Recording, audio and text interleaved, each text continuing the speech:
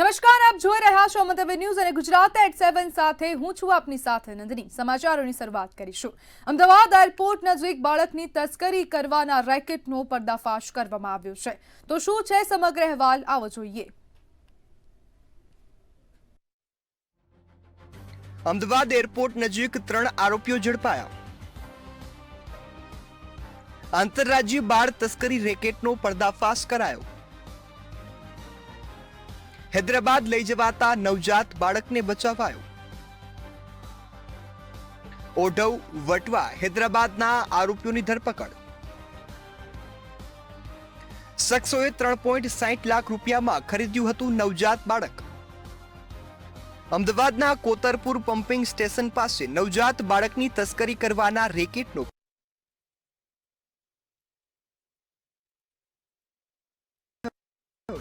Crime બ્રાન્ચના PSI જેસી દેસાઈની બાતમી મળી હતી કે સફેદ રંગની અર્ટિકા ગાડીમાં નવજાત બાળકને લઈ કેટલાક શખ્સો પસાર થવાના છે, જેના આધારે પોલીસે નોબલનગર 3 રસ્તાથી એરપોર્ટ તરફ જવાના રોડ પર વોચ ગોઠવી હતી। તપાસ દરમિયાન હિંમતનગરથી હૈદરાબાદ લઈ જવા નવજાત બાળકને બચાવી લેવામાં આવ્યું છે। એક બાતમી મળેલી કે એક બાળ તસ્કરી કરતી ટોળકી એક બાળકને મેળવી અને પછી અમદાવાદ તરફ આવી રહેલા છે અને એ લોકો આ બાળકને હૈદરાબાદ ખાતે આપનાર છે। આ જે મળેલ બાતમી જે છે એ અમદાવાદ ક્રાઇમ બ્રાન્ચને આપવામાં આવેલી અને આ બાતમી અનુસંધાને અમદાવાદ ક્રાઇમ બ્રાન્ચની ટીમ દ્વારા સર્વેલન્સ ગોઠવવામાં આવેલું અને એ સર્વેલન્સ દરમિયાન જે વિગત મળેલી હતી આ જે બનાવ સંબંધે એ અંગે એક અર્ટિગા કારમાંથી 3 આરોપી અને એક 15 દિવસના બાળકનું એને એક બચાવવામાં આવેલા છે। પોલીસની પ્રાથમિક પૂછપરછમાં ચોંકાવનારી વિગતો સામે આવી છે। આરોપીઓએ કબૂલાત કરતા કહ્યું કે હિંમતનગર ખાતે રહેતા યુનુસ નામના વ્યક્તિ પાસેથી 3.60 લાખ રૂપિયામાં નવજાત બાળકને ખરીદ્યું હતું। આ બાળકને તેઓ હૈદરાબાદના એજન્ટ નાગરાજને વેચવા માટે લઈ જતા હતા। ક્રાઇમ બ્રાન્ચે રેકેટમાં સામેલ 3 આરોપીઓની ધરપકડ કરી છે, ત્યારે રેકેટમાં અન્ય કેટલાક લોકો સામેલ છે અને અગાઉ કેટલાક બાળકોની તસ્કરી કરવામાં આવી છે તે અંગે તપાસ હાથ ધરવામાં આવી છે। પોલીસે બાળકની હેરાફેરીમાં વપરાયેલ અર્ટિકા ગાડી, મોબાઈલ ફોન સહિત કુલ મુદ્દામાલ છે તે કબજે કર્યો છે।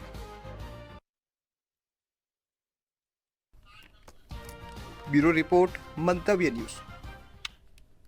બનાસકાંઠાના ડીસામાં બટાકાનું વાવેતર કરનાર ખેડૂતોને આર્થિક નુકસાન વેઠવાનો વારો આવ્યો છે। એક તરફ કમોસમી વરસાદના કારણે ખેડૂતોના પાકને ભારે નુકસાન થયું, ત્યારે બીજી તરફ માર્કેટિંગ યાર્ડમાં બટાકાના ઓછા ભાવ મળતા ખેડૂતોની હાલત કફોડી બની છે। આ ભાવમાં વાવણીનો આર્થિક ખર્ચ પણ નીકળી શકે તેમ નથી તેવું ખેડૂતો દ્વારા જણાવવામાં આવી રહ્યું છે।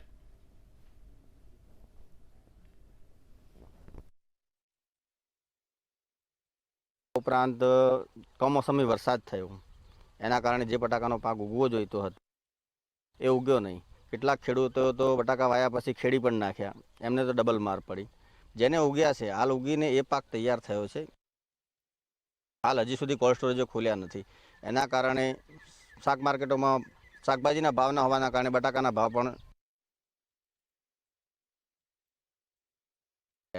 અને હાલ બટાકો જનરલી 80 થી 120 રૂપિયા આજુબાજુ વેચાય છે, જે ખેડૂતને માટે મૂડી પૈસા પણ બની શકે તેમ નથી। બટાકામાં ગઈ સાલ આ સમયે ખોદણીના સમયે 250 રૂપિયા 20 કિલોનો ભાવ હતો। આ વખતે અત્યારની પોઝિશન 100 થી 120 રૂપિયા 20 કિલોના। હવે ખેડૂતને ખેતરમાંથી નીકાળી અને માર્કેટમાં વેચવા છે, હજી કોલેસ્ટ્રોલ ચાલુ થવાનો સમય છે। હવે ખેડૂત માર્કેટમાં વેચવા જાય તો એને પૈસા પૂરતા મળતા નથી, કેમ કે મોંઘા ભાવનું ખાતરને બિયારણ લઈને વાવ્યું એટલે છેડા ભેળા થતા નથી, એ નુકસાન જાય છે। બટાકાનું ખેતી તો આપણે દર સાલ કરીએ છીએ, પણ આ સાલ ખૂબ ભારે નુકસાન છે। પોરા સાલ 220-30 ભાવ હતા, ઊન ખાલી 90-110। અમે બિયારણ પોર થોડુંક સસ્તું હતું, ઊન તો ખૂબ 1600-1700 રૂપિયા કટોલ આવ્યું છે અને લાઈનમાં ઉભા રહીને ખાતર પણ લાવ્યું હતું। એટલે આર્થિક સહાય સરકાર આલે તો સારું છે, ન કે કોઈ નિકાસ બહાર કરે બટાકાની તો સારું। બનાસકાંઠા જિલ્લામાં આ વર્ષે મોટા પ્રમાણમાં ખેડૂતોએ બટાકાનું વાવેતર કર્યું હતું. જોકે બટાકાનું ઉત્પાદન પણ સારું થતાં ખેડૂતો હરખાયા હતા. પરંતુ જેવા ખેડૂતોએ બટાટા નીકાળવાની શરૂઆત કરી કે બટાકાના ભાવ ગગડી ગયા અને ખેડૂતોને વાવેતરનો ખર્ચ પણ નીકળે તેમ ન હોવાથી ખેડૂતોની હાલત કફોડી બની છે. જેથી ખેડૂતો સરકાર પાસે માંગ કરી રહ્યા છે કે સરકાર સબસિડી આપે અથવા ટેકાના ભાવે બટાકાની ખરીદી કરે, નહીં તો ખેડૂતો પાયમાલ થઈ જશે. બટાકાનું વાવેતર ચાલુ છે અમારું, પણ ગઈ સાલના બટાકાના ભાવ ઊંચા હતા, 18-20 રૂપિયા હતા. એની સરખામણીમાં આ સાલ બટાકાના ભાવ એકદમ નીચા છે. 8-9 રૂપિયા બટાકો વેચાઈ રહ્યું છે. બિયારણના ભાવ બી ઊંચા છે. બિયારણ ઊંચા ભાવે અમે લાવ્યું હતું 1200 રૂપિયે અને ડીએપી ખાતર બી ભાવ ઊંચા ભાવે છે. એ કારણે અમારે બટાકામાં જે અમે વાવીએ છીએ અમારું નુકસાન જવાના વાળા છે. બટાકાનું જે ખોદકામ હોય ને એનો થોડો શરૂઆતનો ટાઈમ છે. હજુ ટાઈમ હવે એનો આવશે 15 ફેબ્રુઆરી આસપાસનો. તો બટાકાનું જે ખોદકામ પૂરજોશમાં આવશે એના પહેલાં ભાવની આ પરિસ્થિતિ થાય ને તો ખેડૂતને પોસાવવા માટેની મુશ્કેલી દેખાય. અને બીજું શું હોય કે પ્રોડક્શનનો પણ જે અમે ગણતા હતા એના કરતાં વધુ દેખાય. પ્રોડક્શન 8નું આવતું હોય એની જગ્યાએ 10નું પ્રોડક્શન આવી શકે છે. પ્રોડક્શન જો આવી બજારમાં ભરાવો થાય અને ખેડૂતના ભાવના આવનારા સમયમાં નીચે ભાવ પણ આવી શકે. રાજકોટના જંગલેશ્વર વિસ્તારમાં ડિમોલિશનના મુદ્દે રાજકારણ ગરમાવશે. તંત્ર દ્વારા રહેણાંક મકાનો ખાલી કરવા માટે અંતિમ નોટિસ ફટકારતા સ્થાનિકોમાં ભારે ફફડાટ અને રોષ જોવા મળી રહ્યો છે. શું છે સમગ્ર મામલો, જોઈએ અહેવાલમાં. રાજકોટનો જંગલેશ્વર વિસ્તાર હાલ ચર્ચાનું કેન્દ્ર બન્યો છે. અહીં લાંબા સમયથી ચાલી રહેલા દબાણ હટાવવાના વિવાદમાં તંત્રએ અંતિમ નોટિસ આપતા સ્થિતિ તંગ બની છે. નોટિસ મળતાની સાથે જ મોટી સંખ્યામાં સ્થાનિક રહીશો એકત્ર થયા હતા અને પોતાના આશયાના બચાવવા માટે આજીજી કરતા જોવા મળ્યા હતા. આશરા કર્યા છે, હવે તમે પાડો તો અમે ક્યાં જઈએ? હવે એક દીકરા હોય એને અમારે ક્યાં મૂકવાના? બાયું આવી એને અમારે ક્યાં મૂકવાની? અમારું માત્ર એક જ છે કે અમારે અમારું મકાન જોઈશે. અમારે મરવું પડે ને તો અમે તૈયાર થવી, પણ અમારો આશરો અમે નહીં મૂકવી.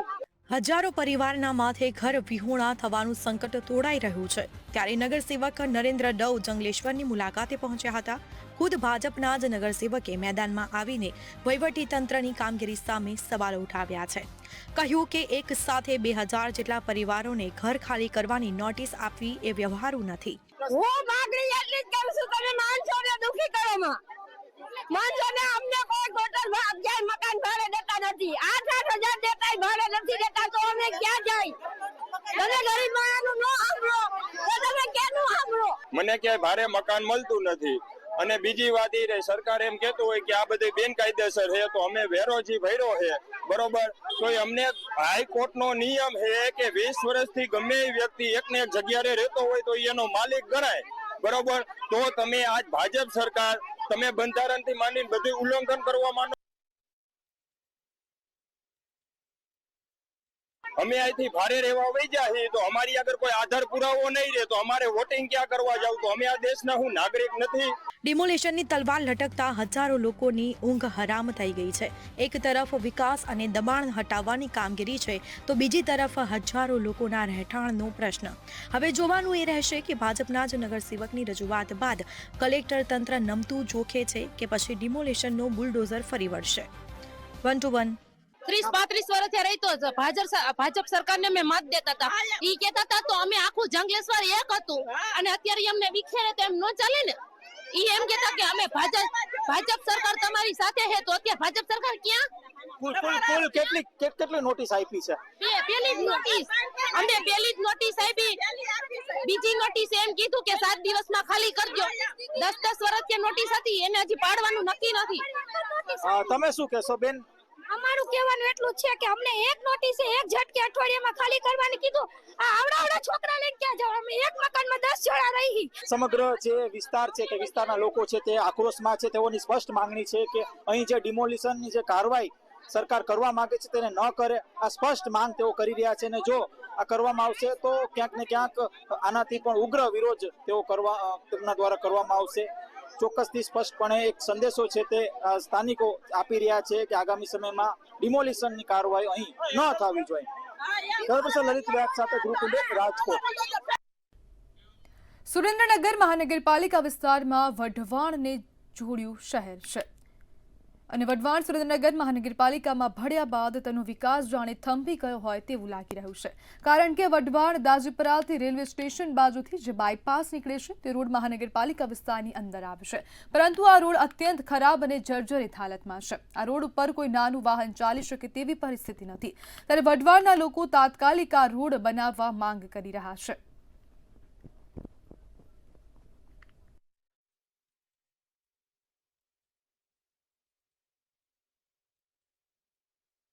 આજે મહાનગરપાલિકા બન્યા ઘણો બધો સમય થઈ ગયો, તેમ છતાં આજે કરોડો રૂપિયાની ગ્રાન્ટ પણ મહાનગરપાલિકાને આવી ગઈ. તેમ છતાં આજે વઢવાણને વિકાસથી વંચિત રાખવામાં આવ્યો. માત્ર ને માત્ર જે કહેવામાં આવે છે કે હવામહેલને સુધારશું, ધોળીપોળના ગેટને સુધારશું અને હેરિટેજ બનાવશું, પરંતુ માણસની સુખાકારી માટે થઈને એક રોડ છે. રોડ માટે ચાલી અને રોડને ઓળંગી અને બીજા સુરેન્દ્રનગર તરફ વઢવાણવાળા જઈ શકે એવા રોડ તમે જો આ જીનવાળો રોડ છે, એ રોડની એટલી બધી બહેતર હાલત છે, જ્યાં તમે એકવાર નીકળ્યા હોય ને તો તમારે બીજી વાર ઘરે જઈને નાહવું પડે એવી પરિસ્થિતિનો ધૂળિયો રોડ તરીકે આખો કહેવામાં આવે છે. તો આપણે સુરેન્દ્રનગર મહાનગરપાલિકાનો અમને દરજ્જો મળ્યો છે, તો અમારી એવી માંગ છે કે વઢવાણ સુરેન્દ્રનગરને જોડતો આ માર્ગ છે, તો બહુ દૂર ઉડે છે અને માણા કંટાળી જાય છે, અને એકવાર અહીં નીકળ્યા હોય તો નાવાનું મન થાય એવો ભરી જાય છે દૂર દૂર. તો વહેલી તકે આ રોડ પણ સારો બને એવી અમારી માંગ છે. અમદાવાદ શહેરમાં બેવડી ઋતુના કારણે રોગચાળો વકરી રહ્યો છે. શહેરની સોલા સિવિલ હોસ્પિટલ ખાતે દર્દીઓનો ધસારો જોવા મળી રહ્યો છે, જ્યાં ચાલુ મહિનામાં ઓપીડી 27,000ને પાર થઈ, જેમાં દાખલ દર્દીઓની સંખ્યા 3,247 છે. શરદી, ખાંસી, ડેન્ગ્યુ અને મેલેરિયાના કેસોમાં વધારો જોવા મળી રહ્યો છે, તેમજ ઝાડા ઉલટીના 82 અને વાયરલ હિપેટાઇટિસના 7 કેસો નોંધાયા છે. લગભગ ઓપીડીમાં 27,118 દર્દી અત્યાર સુધીના જાન્યુઆરી મહિનામાં નોંધાયા. તારીખ 25 તારીખ સુધી દાખલ દર્દીઓ 3,247 દર્દીઓ 25 જાન્યુઆરી સુધી આ મહિનામાં નોંધાયા. તેવી જ રીતે ડેન્ગ્યુની વાત કરીએ તો આ મહિનાની 25 તારીખ સુધીમાં લગભગ 228 દર્દીના લોહીના નમૂના લેવામાં આવેલા. મેલેરિયાના શંકાસ્પદ દર્દી તરીકે લગભગ 2,036 લોહીના નમૂના દર્દીઓના લેવામાં આવ્યા, તેમાંથી ફક્ત 3 દર્દીના રિપોર્ટ પોઝિટિવ હતા. તેવી જ રીતે ચિકનગુનિયાના 31 દર્દીના નમૂના લેવામાં આવ્યા, તેમાં કોઈ પણ રિપોર્ટ પોઝિટિવ ન હતું. કચ્છમાં ફરી એકવાર મોટા ભૂકંપનું જોખમ તોડાઈ રહ્યું હોવાની વિગતો સામે આવી છે. ગાંધીનગરના ISR ખાતે મળેલી આંતરરાષ્ટ્રીય પરિષદમાં તજજ્ઞોએ ખુલાસો કર્યો છે કે કચ્છમાં દર 150-200 વર્ષે મોટા ભૂકંપની શક્યતા રહેલી છે. જોકે રાહતની વાત એ છે કે અત્યારે આવતા નાના આંચકા સારા સંકેત છે, કારણ કે તે ઉર્જા મુક્ત કરે છે. ઝોન 5માં આવતા કચ્છમાં ઇન્ટ્રાપ્લેટ હલનચલનના કારણે હજુ પણ લાંબા સમય સુધી આફ્ટર શોક્સ ચાલુ રહી શકે છે. ऐसा तो कच्छ में जो फॉल्ट लाइन्स है, काफ़ी बड़ी बड़ी फॉल्ट लाइन्स है. वहाँ पर 1819 में भूकंप आए थे, 2001 में भी एक भूकंप आए थे जो बड़ी मात्रा में, जिसका मैग्नीट्यूड 7.5 से ऊपर है. इस प्रकार का जो भूकंप है लगभग 150-200 ईयर्स में रिटर्न होती है, रिटर्न पीरियड उसका इतना है. तो इसके बीच में आपको एक मॉडरेट अर्थक्वेक्स बीच बीच में आते रहेंगे, तो उसको हम आफ्टर शॉक्स बोलते हैं. વડોદરા ખાતે ગુરવા રિફાઇનરી રોડ પર રખડતા શ્વાનોનો આતંક સામે આવ્યો છે. સ્કૂલે જઈ રહેલા માસૂમ બાળક પર એક સાથે 4 શ્વાનોએ હુમલો કર્યો હતો. શ્વાનોએ બાળકને ઘૂંટણીએ પાડી બચકા ભરતા દ્રશ્યો સીસીટીવીમાં કેદ થયા છે. બાળક ઊભો થાય એ પહેલા જ અન્ય શ્વાનો તૂટી પડતા ભયાનક દ્રશ્યો સામે આવ્યા. હુમલામાં બાળકને શરીરે ગંભીર ઈજાઓ પહોંચી છે, ત્યારે નજીકની મહિલા કાર ચાલકે સમય સૂચકતા દાખવી બાળકને બચાવ્યો હતો. તો આ જ પ્રકારની ઘટના દાહોદથી પણ સામે આવી, જ્યાં રખડતા શ્વાનોએ કેટલાક લોકોને બચકા ભર્યા હતા.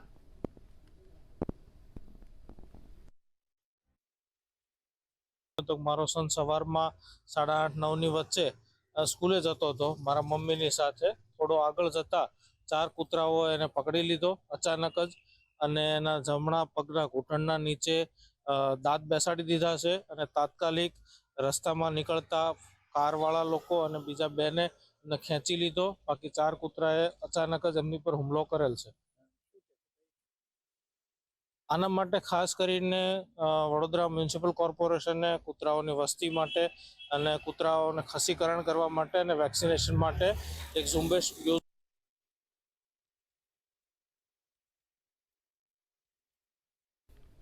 સુરતમાં રિક્ષા ચાલક સાથે અમાનવીય કૃત્ય આચરવાની ઘટના સામે આવી છે. ઉત્તરાયણ પોલીસે આ મામલે 2 સગા ભાઈઓ સહિત એક કિશોરની ધરપકડ કરી છે. આરોપીઓ રિક્ષા ચાલકને અવાવરૂ જગ્યાએ લઈ ગયા હતા અને સૃષ્ટિ વિરુદ્ધનું કૃત્ય આચરી તેનો વિડીયો ઉતાર્યો હતો.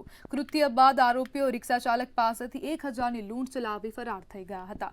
ઉત્તરાયણ પોલીસે તપાસના આધારે વિજય ભોજવિયા, અર્જુન ભોજવિયા અને એક કિશોરને ઝડપી પાડી કાયદેસરની કાર્યવાહી હાથ ધરી છે.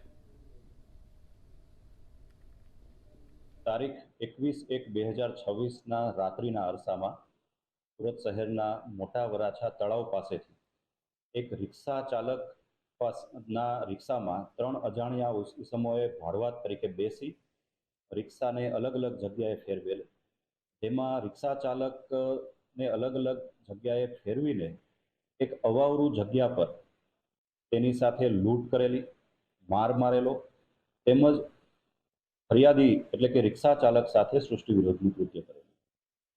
જે બનાવની ફરિયાદી દ્વારા જાણ કરવામાં આવતા ટેકનિકલ સર્વેલન્સના આધારે વિવિધ ટીમો દ્વારા 3 આરોપીને ઓળખાણ કરવામાં આવેલી અને ટૂંક જ સમયમાં તેઓની ધરપકડ પણ કરવામાં આવેલ છે. જામનગરના ધ્રોલમાંથી 5 વર્ષીય બાળકીનું અપહરણ થતાં ચકચાર મચવા પામી છે. વાડીમાં રમી રહેલી બાળકીનું 2 શખ્સોએ બાઇક પર આવીને અપહરણ કર્યું હતું. ખેત મજૂરી કરીને ગુજરાન ચલાવતા શખ્સની બાળકીનું અપહરણ કરવામાં આવ્યું હતું. અપહરણ કરીને લઈ જનારા બંને શખ્સો સીસીટીવીમાં કેદ થયા છે. ત્યારે ધ્રોલ પોલીસે ફરિયાદના આધારે ગુનો નોંધીને તપાસ શરૂ કરી છે.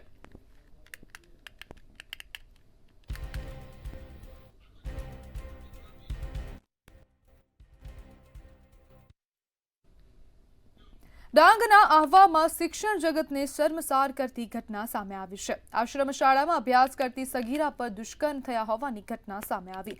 સમગ્ર મામલાને લઈ સગીરાની માતાએ પોલીસ ફરિયાદ નોંધાવી હતી. પોલીસે દુષ્કર્મ અને પોક્સો એક્ટ હેઠળનો ગુનો દાખલ કરીને આરોપી પ્રફુલ્લ નાયકની ધરપકડ કરી છે, જ્યારે અન્ય આરોપીને ઝડપી પાડવા માટે તજવીજ હાથ ધરવામાં આવી.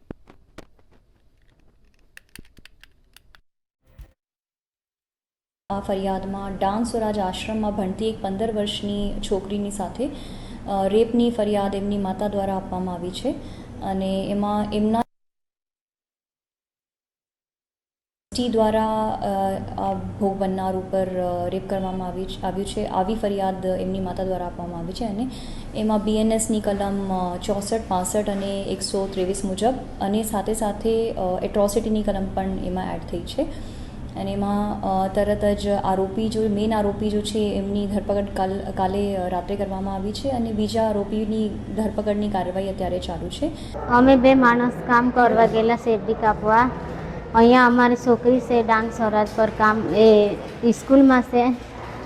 એને અમે ફોન કરેલો અમને કે એ ગુરુપતિનું વર એમ કે મને હેરાન કરે. પછી અમે આવીને એને લઈ ગયેલા. 2 દિવસ ઘરે રાખેલા. પછી એને દુખાવો ચાલુ થઈ ગયેલો તો પછી અમે એને લઈને સિવિલ હોસ્પિટલમાં લઈ આવ્યા. પાટણના સિદ્ધચક પોળમાં આવેલા બંધ મકાનમાં ચોરીની ઘટના સામે આવી હતી. સમગ્ર મામલાને લઈ પોલીસે ફરિયાદ નોંધી તપાસ હાથ ધરી હતી. પોલીસે માસ્ટર કીથી ચોરી કરનાર આરોપીને ઝડપી પાડ્યો છે. આરોપી પાસેથી સોના ચાંદીના દાગીના સહિત કુલ 2,76,000થી વધુનો મુદ્દામાલ કબજે કરવામાં આવ્યો છે. આરોપી અગાઉ ગીઝર રિપેરિંગના બહાને આ ઘરમાં ચોરી કર્યા હોવાનું સામે આવ્યું છે.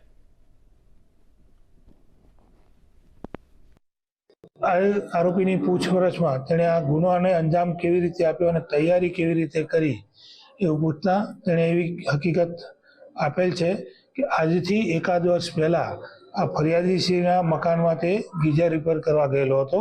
તે વખતે એને તાળાની ચાવી છે એ પોતાની પાસે રાખી લીધેલી. ત્યારબાદ આ મકાનની તે અવારનવાર રેકી કરતો હોય, મકાન લાંબા સમયથી બંધ હોય, તેને પોતાની પાસે રહેલી ચાવીથી આ તાળું છે એ ખોલી અને ઇલેક્ટ્રિકલ જે ગ્રાઇન્ડર છે એનાથી કબાટ અને તિજોરી કાપી અને ચોરીને અંજામ આપેલો.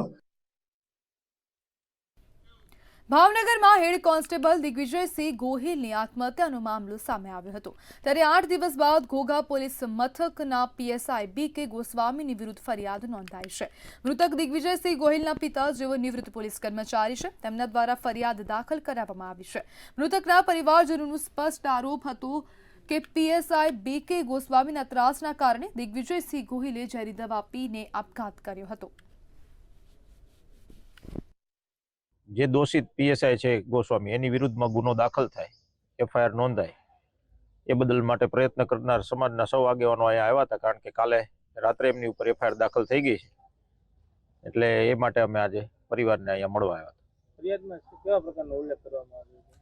ફરિયાદમાં સીધો જ ઉલ્લેખ છે કે સ્વર્ગસ્થ દિગુભાને એનકેન પ્રકારે ટોર્ચર કરી અને એમની આત્મહત્યા સુધી એમની માનસિક પેલી પરિસ્થિતિ આવી જાય ત્યાં સુધી એમની ઉપર ટોર્ચર કરવામાં આવેલું છે ગોસ્વામી દ્વારા એ જ ફરિયાદ મારા જે અમારી માંગણી હતી પરિવારની અને જે સાહેબના ત્રાસના કારણે મારા ભાઈએ અવળું પગલું ભર્યું હતું તે માણસની સામે આજે કાયદેસરનો ગુનો નોંધાયો છે, FIR થઈ છે અને હજી હું એવી જ આશા રાખું છું કે એમાં યોગ્ય પ્રકારની કાર્યવાહી આગળ થાય અને એને કડકમાં કડક સજા થાય અને એના જે ઉપલા અધિકારીઓ છે એ પણ સહકાર આપી અને એ માણસને જે પણ કાંઈ મારા ભાઈને માનસિક રીતે ત્રાસ આપીએ અને એના મૃત્યુના જવાબદાર છે તેને જે એમાં લાગુ પડતા હોય એ બધા જ કાયદાઓ ને પ્રમાણે એને સજા કરાવે।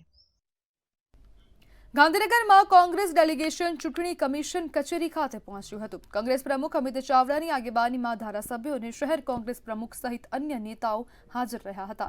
ડેલિગેશને SIRની કામગીરી અંગે આક્ષેપો સાથે આવેદનપત્ર રજૂ કર્યું। અમિત ચાવડાએ ફોર્મ નંબર 7 અને ભાજપ ચૂંટણી પંચની મિલીભગતથી વોટ ચોરીના દાવા કર્યા। તેમણે કહ્યું કે ગુજરાતમાં વોટ ચોરી પકડાઈ છે અને ભાજપ કાર્યાલયથી જથ્થાબંધ ફોર્મ જમા થઈ રહ્યા છે। 24 કલાક બાકી હોવા છતાં ચૂંટણી પંચ અસ્વચ્છ અને સ્પષ્ટ રહેવા બદલ ચિંતિત છે। યાદી ડ્રાફ્ટમાંથી 70 લાખથી વધુ નામ કમી હોવાનો પણ આક્ષેપ કરવામાં આવ્યો।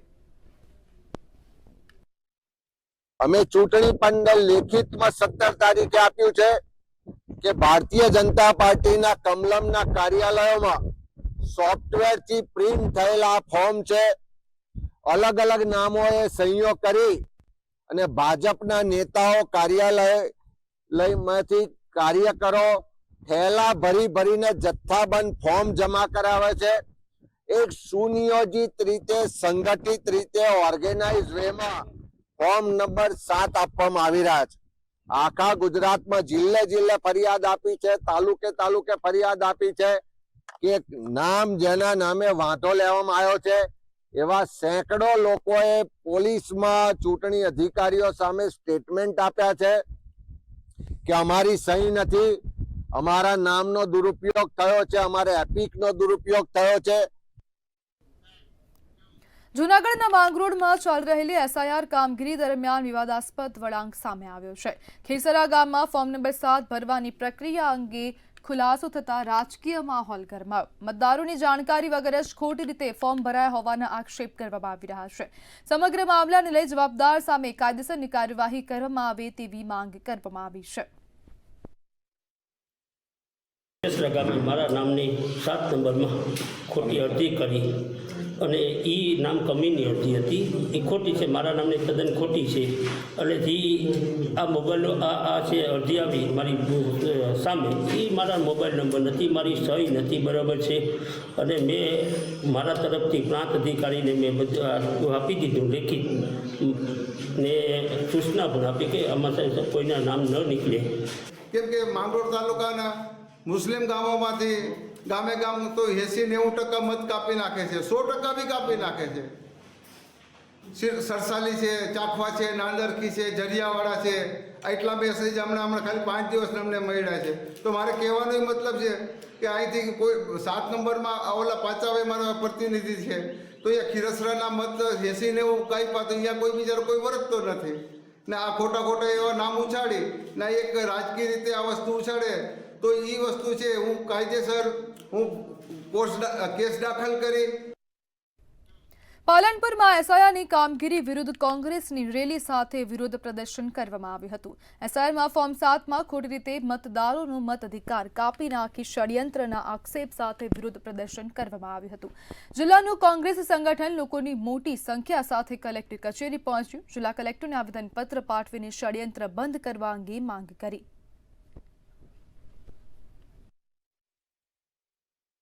ભેગા કરીને કલેક્ટરશ્રીને આવેદનપત્ર આપ્યું છે. લગભગ 60,000 જેટલા ભાજપના કાર્યકર્તાઓ દલિત કાર્યકર્તાના નામે બાધા આપવા અને વિરોધમાં રજૂઆત કરી છે. સરકારી બીએલએ દ્વારા આ મતદાર યાદી ડ્રાફ્ટ યાદી તૈયાર કરવામાં આવી છે, ઘોષિત કરવામાં આવી છે. સરકારી બીએલએ ખોટું કામ કર્યું છે, નહીંતર વાદા આપનારા લોકોએ ખોટું કામ કર્યું, એને પણ ખોટું કામ કર્યું, એના પર કાયદેસરની કાર્યવાહી કરવામાં આવે. પદને હાથો બનાવીને યોગ્ય સમાજને એસસીઓ એસટીઓ લઘુમતી અથવા તો ઓબીસી સમાજને જીવતા મતદારોને મરી ગયેલા જાહેર કરીને કોઈ રીતે કોંગ્રેસનું વોટ બેંક નબળું પડે ને કોઈ રીતે કોંગ્રેસને મતદારો ઓછા ગણાય એના અનુસંધાને આખા જ ગુજરાતની અંદર કમલમથી સૂચના આપવામાં આવે. અમદાવાદના રખિયાલ સિવિક સેન્ટરમાં આધાર કાર્ડ બનાવવાના નામે ગેરકાયદેસર રીતે પૈસા વસૂલાત થતી હોવાની ઘટના સામે આવી હતી. આધાર કાર્ડ તાત્કાલિક બની જશે તેવી લાલચ આપીને એક યુવક પાસેથી ₹32,000ની લાંચ માંગવામાં આવી. ફરિયાદીએ સમગ્ર મામલાની જાણ એસીબીને કરતા તાત્કાલિક ટ્રેપ ગોઠવવામાં આવી હતી. ભાગ્યેશ સોલંકીએ પૈસા લેવા માટે જય પંચોલીને કહ્યું હોવાનું પણ સામે આવ્યું. એસીબીએ ત્રણેય આરોપીઓને રંગે હાથ ઝડપી લઈ ગુનો નોંધ્યો છે. હાલ એસીબી દ્વારા વધુ તપાસ હાથ ધરવામાં આવી. આ વ્યક્તિ પાસે પોતાનું જન્મનું પ્રમાણપત્ર ઉપસ્થિત નહોતું. એ અભ્યાસ કરેલો છે સુરેન્દ્રનગર જિલ્લામાં, એટલે એનું શાળા છોડ્યાનું પ્રમાણપત્ર પણ ઉપલબ્ધ થઈ શકશે. પરંતુ એ હવે કોઈ જરૂર નથી અને અમે આધાર કાર્ડ કાઢી આપશું એમ કરી અને આ કોમ્પ્યુટર ઓપરેટર ભાગ્યેશ સોલંકી છે એણે અને લાલચ આપી કે તાત્કાલિક અમે તમને આધાર કાર્ડ આપી દઈશું. પહેલા 25,000 અને પછી 7,000 એમ કરીને 32,000ની અને આ ગુનાને અંજામ આપ્યો છે. અમદાવાદમાં વધુ એક મકાન ધરાશાયી થવાની ઘટના સામે આવી હતી. ઘીકાંટામાં આવેલ નવતાળની પોળમાં મકાન ધરાશાયી થયું હતું. મકાન ધરાશાયી થતા 3 વ્યક્તિઓ દટાયા હતા. 3માંથી 2 ઇજાગ્રસ્તોને તાત્કાલિક હોસ્પિટલ ખસેડવામાં આવ્યા, જ્યારે પુષ્પાબેન પંચાલ નામના વૃદ્ધ મહિલાનું મોત થયું. સમગ્ર મામલે સ્થાનિક એમએલએ કૌશિક જૈન ઘટના સ્થળ પર પહોંચ્યા હતા. જર્જરિત મકાનની નોટિસ ન આપી હોવાનો સ્થાનિકો દ્વારા દાવો કરવામાં આવ્યો હતો. સાથે જર્જરિત મકાનોને સમારકામ કરવા પરવાનગી આપવાની માંગ કરવામાં આવી હતી.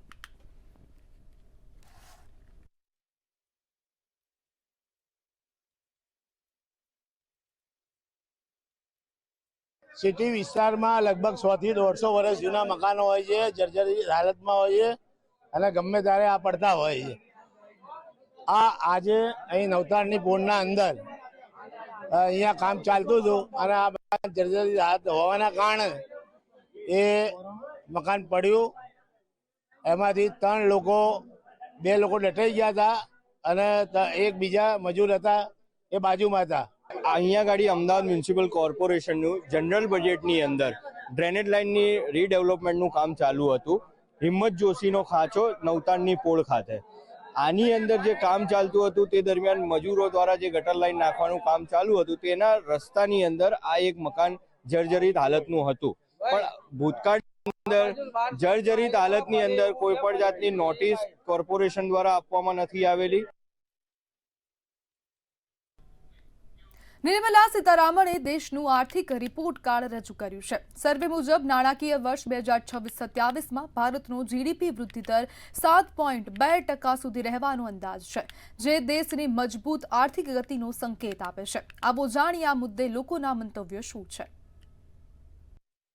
તો 15 વર્ષ પહેલાની જે સ્થિતિ હતી સામાન્ય માણસથી લઈને ઉપર લેવલના માણસથી, અને વર્તમાન સ્થિતિ જોવા જઈએ ને તો લોકો એવું કહે છે કે ખરેખર મોંઘવારી વધી છે, પણ જો ખરેખર જોવા જઈએ ને તો લોકો મોંઘવારી કરતા પોતાની જરૂરિયાતો બિનજરૂરીતના વધારી રહ્યા છે અને સામે સરકારે જ્યાં મફતની સુવિધા નથી આપવાની ત્યાં આપી રહ્યા છે અને જ્યાં ખરેખર એમને જરૂરિયાતની સુવિધાઓ પૂરી પાડવી જોઈએ. અને કોન્ટ્રાક્ટ પથ્થર તમે શા માટે લાગુ કરાવો છો? તમારા લાગતા વળગતા અને તમારા પોતાના વિકાસ માટે કરાવો છો. પ્રજાને, સામાન્ય પબ્લિકને, ગરીબ અને મધ્યમ વર્ગની પબ્લિકને વિશ્વ તેજીમાં જાય છે કે વિશ્વ મંદીમાં આવે છે એનાથી કોઈ ફરક નથી પડતો. સરવાળે ફુગાવો વધ્યો છે. તો ગુજરાત@7 માં હાલ બસ આટલું જ. વધુ માહિતી માટે જોતા રહો મંતવ્ય ન્યૂઝ. નમસ્કાર.